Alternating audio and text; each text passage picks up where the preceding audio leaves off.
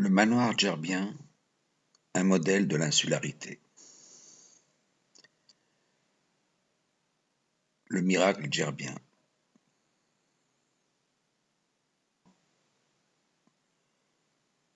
L'île de Djerba a composé un modèle socio-économique digne de référence théorique pour un développement harmonieux et durable.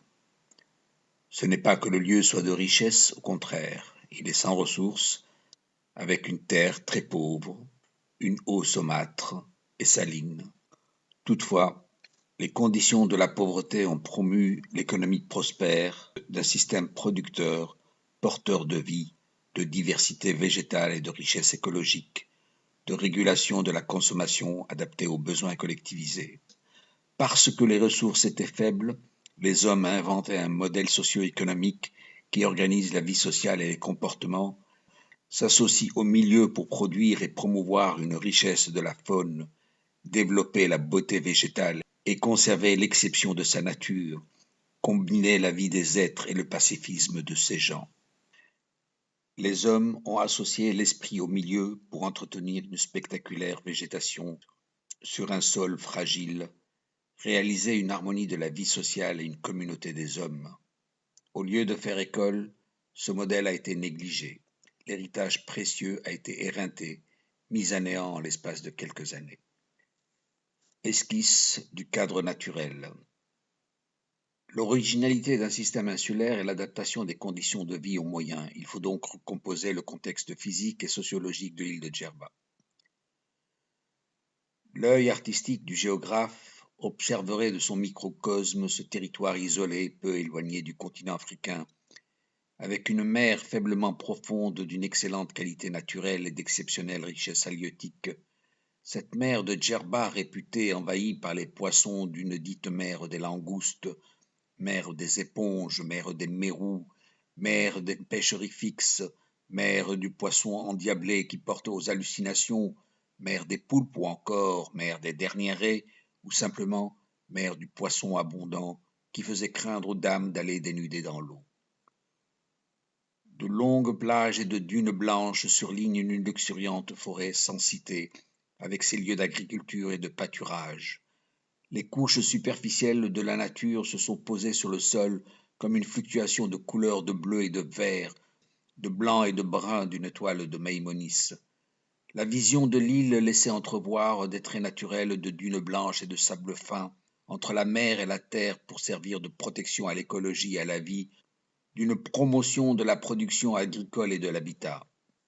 Une dense forêt abrite une foule d'oiseaux en transit qui viennent nidifier, semencer, diversifier la richesse biologique et reproduire une admirable nature à Seg et à Ras El Mel ou encore dans quelques zones non réservées de Djerba. Un zoom géographique dévoilerait les chemins de verdoyants sentiers plus ou moins étroits qui mènent vers des carrefours de liaison, de mosquées, de points d'eau, de points de rencontre, et s'infiltrent jusqu'au noyau social d'un isolement familial des manoirs. Jusqu'à la fin du XXe siècle, les poètes ont fait la légende de Djerba, d'une île des jardins réputée pour son climat si doux qu'il empêche de mourir, où les citronniers sont hauts comme des cèdres, d'un pays de 5e saison et de luxuriance de ses paysages, avec une richesse de la faune animale et le goût du poisson. Cette légende ne devrait pas faire oublier la fragilité de l'écosystème. La luxuriance des paysages contraste avec la pauvreté des sols et la faiblesse des ressources hydriques, d'une eau saumâtre et de mauvaise qualité qui a longtemps fait la mauvaise réputation des maladies gastriques, sans oublier qu'elle a apporté le regard d'une mort traîtresse. Nombre d'envahisseurs et de dominateurs sont venus y mourir au cours de leur siège et séjour. La luxuriance des paysages voile une pauvreté des sols et une fragilité de l'écosystème. Djerba n'est qu'un miraculeux bout de désert sur l'eau, d'une merveille qui ne tient qu'à un équilibre fragile de l'homme et de son milieu, des plantes et du sol, d'une végétation qui filtre l'ardeur du soleil et transfère une fraîcheur des vents, de particules de feuillage et de senteurs. La tradition agricole a été étroitement mêlée à la biogéologie, avec le soin délicat des hommes pour une exploitation ajustée des ressources aux besoins d'une consommation économe adaptée à la lente fructification d'une nature qui marie la vie des êtres avec la beauté de la nature. La zone nord-est dite Rabat de Djerba est exploitée comme une agriculture forestière d'oliviers, de palmiers, de grenadiers, d'amandiers, citronniers ou quelques autres arbres végétaux fruitiers. À Djerba, l'arbre dispose d'un titre de propriété légale pour l'exploitation, l'entretien, la production et la transmission. Cette privatisation de la forêt et de ses arbres entretient la production et la luxuriance de la végétation, l'humidité des sols et le microclimat, la fraîcheur et la beauté des paysages, la protection du flanc agricole et la défense civile. La culture agricole ne devrait pas nier les traditionnelles productions de senteurs pour les pros, les parfums, les herbes à fumer de tabac et de takrouri, de nectar de fruits et autres liqueurs, de meat al-anb et de divers khiel, de nezita ou de liqueurs de shelba, ces drogues hallucinatoires à base de têtes de poisson, ainsi que divers secrets utilisés par les Issaouis pour endurer les souffrances collectives d'une si vieille influence de culture chrétienne. Seule une lecture émancipée de l'islam déclassera ces pratiques dans le haram musulman. La prohibition de ces substances sera déclarée par l'État républicain de Bourguiba, désormais proscrite par prescription religieuse. Les transes des Aïssaouis et autres pratiques exorcistes furent interdites par une Tunisie émancipée alors qu'elle contribuait au mystère du Nil endiablé. L'absence de pouvoir central est une caractéristique importante de Djerba qui s'avérera cause de désolation. Jusqu'aux années 70, le schéma topographique de Djerba est resté de type rural avec des domaines fermiers, une stricte législation agricole, des maisons de campagne très éloignées les unes des autres. Il n'y a pas la tradition de la ville, à peine quelques quartiers de Houmet Gallala, Houmet El-Mey, Houmet Sedwiksh, Houmet Sfara, Houmet Rabbana, Houmet Rizen, ou encore Houmet Sourq, qui porte son nom tardif de quartier du marché. Elle fut instituée chef-lieu de Djerba, centre des recettes fiscales, puis déclarée domaine public par l'autorité du protectorat. Houmet Sourq prendra l'ampleur de petite ville dans les années 70. Quant à Médoune, bien que le nom arabe signifierait petite ville, elle n'a jamais été une cité, sinon un lieu de dépôt et de transit des grands marchands. Les principales familles du lieu s'étaient accordées avec l'autorité du protectorat en 1923 pour porter un centre administratif avec un état civil, une école, un bureau de poste et un marché hebdomadaire. Les anciens fondors furent abusivement détruits fin des années 70 en cause d'une pression de la municipalité pour la modernité. Le principal fondor de Médoune fut démoli et reconstruit en centre commercial, tandis que ceux de Houmet Sourq et de Ghiriba, appelés encore Caravansérail, ont préservé leur cachet et sont exploités en tant que maison d'accueil pour les pèlerins ou en tant qu'hôtel. Le terroir de Djerba a été aménagé en relation avec les fonctions vitales. Des sols quasi ouverts sont réservés à des activités de ressourcement agricole, forestier, marin et divers élevages. Les lieux de production sont isolés dans les campagnes, parfois souterrains. Les mosquées agissent comme des carrefours locaux qui servent de points d'eau, lieux de rencontre et d'information. Les places de marché sont apparues très tardivement sous l'autorité du protectorat français. Les Djerbiens pratiquaient un commerce itinérant où les produits et les services étaient négociés à domicile, produits chez l'habitant dans les manoirs. Il n'y a pas la tradition de la ville à Djerba, ni même du pouvoir centralisé. Le palais Ben Ayed est l'exception d'un pouvoir centralisé, personnalisé, édifié par le caïd, autorité du bey husseynite. Le système d'autorité ne suivait pas les directives d'un guide, mais les guidances de sages savants organisés au sein de méconnus comités de Hazaba. Ces étranges comités, organisés à divers niveaux, tenaient les destinées de l'île. Les comités Hazaba ou les Hazaba apportaient un avis, une connaissance technique, une solidarité d'action, une organisation de célébration, etc. À l'origine, le mot désigne l'attitude de l'impersonnel, d'une capacité à s'oublier soi-même pour une considération de l'intérêt collectif. L'étape de formation est essentielle pour établir l'objectif et les faits de science. Il s'agit donc d'une formation de l'éducation pour construire un esprit neutre autant pour la connaissance et les émotions. Ce statut de neutralité de la conscience est une étape d'accès à la connaissance et à la sagesse où l'on retrouve une philosophie socratique. L'attitude réussie permettait à l'étudiant, lui permettait de joindre le comité et porter le vêtement blanc des Azab ou des Azabi. Ainsi, ils porteront la connaissance technique, le savoir rationnel, l'esprit de groupe, la défense du corps communautaire.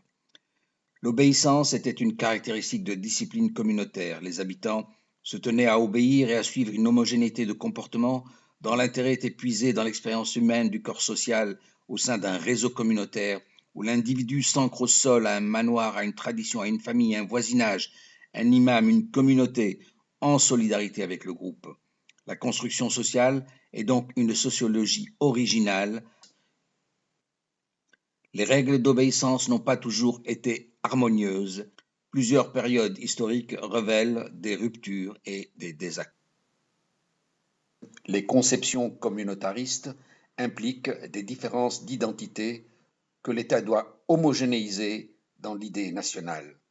Au moment de l'indépendance tunisienne, les cartes d'identité nationale référaient à l'origine régionale du gerbé, au grand désagrément de certaines susceptibilités qui faisaient valoir leurs précieuses contributions au parti destourien pour financer le Congrès, défendre des projets autonomes, construire un État moderne, indépendant, affirmer leur arabité, défendre leur nation tunisienne. Certains encore ont vainement tenté de faire valoir dans la nouvelle constitution de 2014 leur spécificité culturelle de minoritaire et d'insulaire. Ce n'est pas moins que la question existentielle pour un État de la liberté de conscience et de l'appartenance culturelle dans cet État national.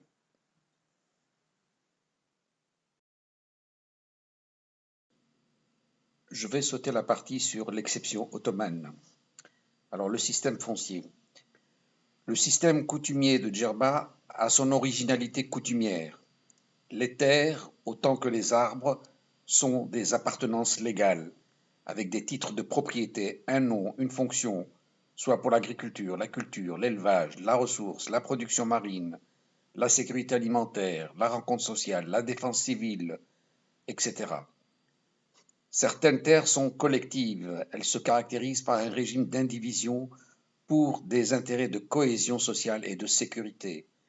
Ce système coutumier de grande modernité mêle l'individu à l'intérêt collectif, de sorte que nul ne peut vendre la propriété ou prendre une décision en dehors de la communauté sans l'accord impossible. Ce système coutumier s'apparente à l'organisation d'une structure de groupe d'entreprises dont l'homogénéité de sécurité est préoccupée de patronymes.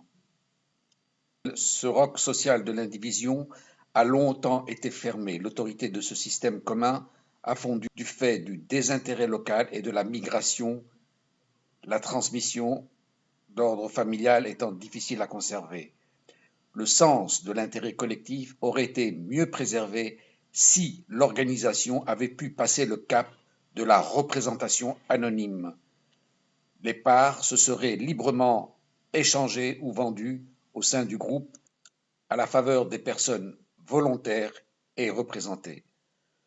Ce système coutumier aurait simplement dû adapter la forme d'une structure juridique de société anonyme à l'image des groupes économiques ou simplement des associations de défense d'intérêts qui auraient été dirigées par un volontariat participatif adoptant un mode de fonctionnement objectif imposé par des règlements statutaires, des participations, un conseil d'administration, une direction, un comité, etc. Concernant l'organisation humaine, la topographie de l'habitat est marquée par l'esprit de l'insularité. Autant un territoire insulaire est isolé par la mer, la structure sociale compose l'îlot dans l'île et l'autarcie dans l'autonomie. Cette particularité fut certainement un point fort de l'éducation responsable aux origines historiques et géographiques très anciennes qui sont devenues nuisances de l'individualisme exacerbé qui finira par fortement nuire à la cohésion collective du présent thème de l'outrage au l'autophage.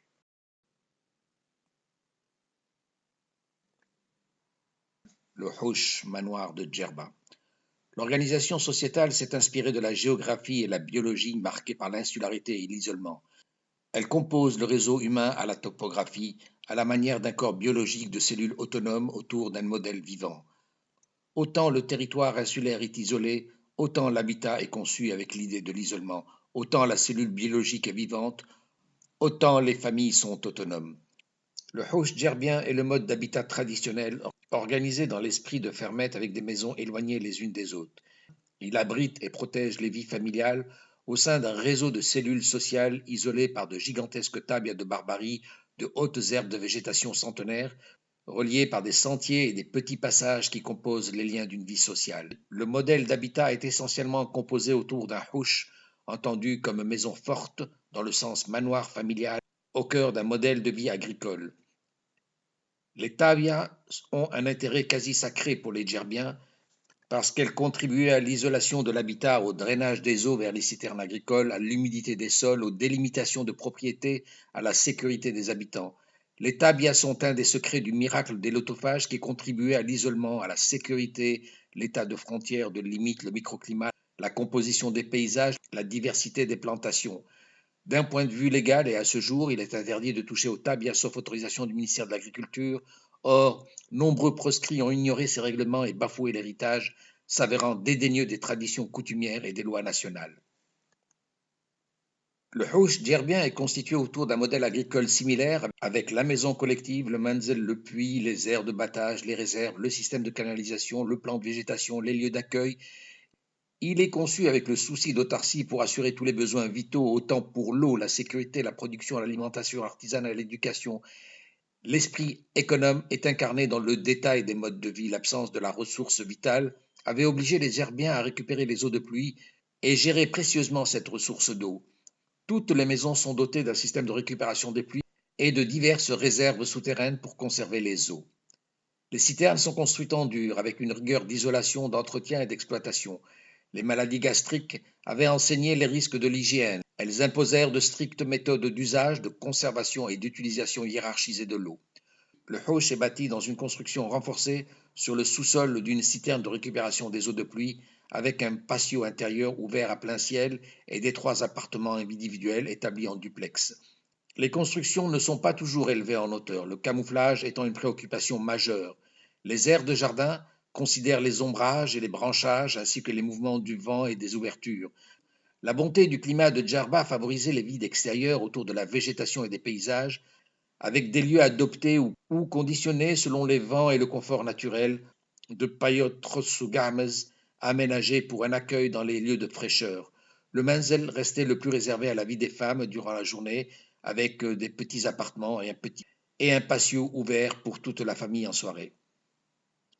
Les fonctions du manoir. Pendant longtemps, le Houch djerbien était l'élément d'ancrage au sol insulaire d'une puissante force d'appartenance et d'influence, d'enracinement et d'héritage culturel, de production et de formation, d'identité et de solidarité, d'intégration et de prospérité. Il regroupe l'esprit familial au sein d'un réseau solidaire de quartiers pour une communauté des insulaires. Le Houch est la cellule de vie et de production, de formation et d'appartenance, d'identité et d'un maillage de réseau où les liens humains se mêlent à une organisation économique. Le voisinage de terrain est associé aux activités de commerce pour mêler le réseau communautaire aux activités de production qui recomposent les liens civils aux intérêts d'argent, de tissu social et d'attachement professionnel. Il accompagne la formation des jeunes, du mariage de raison à la fonction professionnelle, de l'investissement et des missions outre-mer pour gérer en alternance des commerces et des dépôts. La médisance continentale avait retenu l'épicerie formalisée dans toutes les villes et villages de Tunisie, du petit magasin communément appelé Gerbi. Or, le petit commerce n'était que la partie visible d'une vaste connexion économique dans les finances, l'industrie, les services. Les habitants de Djerba ont été réputés pour leurs activités de production, de commerce et de distribution autour d'une transformation des produits agricoles et de la production d'un semi-artisanat, la distribution et l'échange de nombreux dérivés agricoles pour le coton, textile, huile, produits secs, conserves, savonnerie, cordage, parfums, distillerie, vannerie, d'un commerce marchand sur la route des caravaniers vers le Proche-Orient et l'Afrique du Nord, les pèlerinages d'El-Quds et de la Mecque, voire Istanbul et Casablanca. Les Djerbiens furent l'équivalent d'une bourgeoisie d'entreprise qui produit, transforme, migre, entreprend l'investissement financier et industriel sur le continent. L'identité comptable caractérise souvent l'esprit djerbien. La pauvreté des ressources avait très tôt obligé à adopter des méthodes de gestion pour une économie de préservation et de renouvellement, de pourcentage et de rationnement qui formeront des esprits économes et quasi comptables. Le travail et la production sont considérés au pourcentage tenu par des quotas et des parts de moitié, de tiers, de dixième, autant pour l'huile d'olive, le bétail, les œufs, les essences, la laine, la paille. En termes modernes, il s'agit d'une création monétaire d'un crédit sans financement pour une association de commerce à comptabiliser sur les retours-ventes. L'absence du crédit financier ne contraignait pas la grande distribution de l'époque, qui se basait sur la parole de l'amène à valeur d'honnêteté, de foi, confiance et fiabilité et obligation de restitution. Producteurs et distributeurs étaient associés au sein d'un réseau communautaire et commercial au nom d'une seule parole intègre et obligation de restitution d'un stock ou de sa valeur. Certains mots djerbiens sont mêlés aux activités de commerce, de production, de stock, de caisse, de mesure, de calendrier et de saison. Outre son lieu de vie et sa fonction de production, le Houch ancestral est encore référence d'école et de ligne de vie, un centre d'éducation, d'une puissante identité, de modèle de développement et d'éthique morale avec le rôle des mosquées et des divers monuments de mémoire. L'originalité de la religion ibadite a été évoquée, laissant quelques traces culturelles malgré les conversions. Cette pratique fut lessivée par l'État-nation et la désuétude des saints locaux. L'itinérance est une caractéristique du commerce insulaire.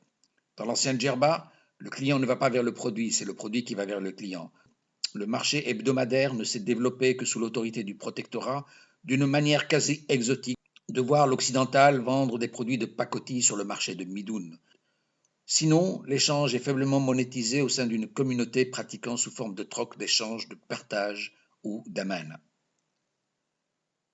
L'insularité a naturellement porté vers l'émigration continentale pour un complément de ressources d'un commerce en Méditerranée et sur les routes de pèlerinage vers Tripoli, Alexandrie, Istanbul, Beyrouth, la Mecque, Jérusalem, puis vers les villes continentales de l'Afrique du Nord, Tunis, Constantine, Alger, Tlemcen, Casablanca.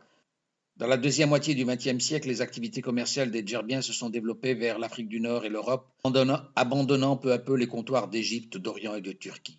Jusqu'aux années 60, mère et grand-mère avaient revendiqué des droits de père ou de mari défunt sur des dépôts de clés à Alexandrie, Jérusalem ou Istanbul. L'actualité politique du Moyen-Orient explique certainement cette rupture de commerce avec l'Orient.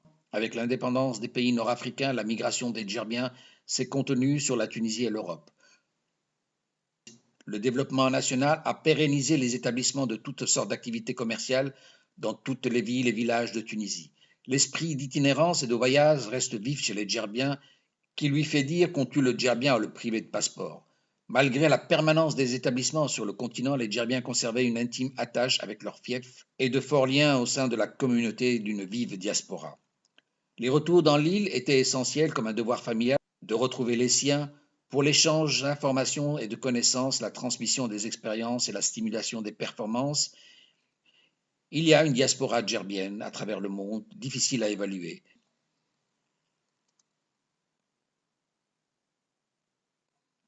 Le poids matériel et immatériel de l'héritage djerbien n'a pas été identifié et rarement préservé en cause du partage des héritages et de rapines sur la pierre. La rationalité de l'organisation et l'exploitation économe des gens d'autrefois n'est reconnue que dans nos mémoires. Il n'y a pas eu préservation de la connaissance, ni même monographie des sites, ni application des lois sur le patrimoine et de l'environnement, ni autorité publique chargée de défendre ce capital. Le partage et le morcellement du terroir, la destruction des arbres et des tabias, la construction de murs et promotion immobilière dénaturent l'exception insulaire. Aucune autorité locale n'a été capable d'entendre l'intérêt commun ou de réfléchir aux implications sur notre devenir. Si nous ne capitalisons sur les valeurs de durabilité dont le modèle a été appliqué par nos grands-parents, nous finirons dans les irrémédiables désolations de la gabegie, la faillite, la famine, la pollution, le gâchis des paysages tachés, le mauvais esprit et le mal-être.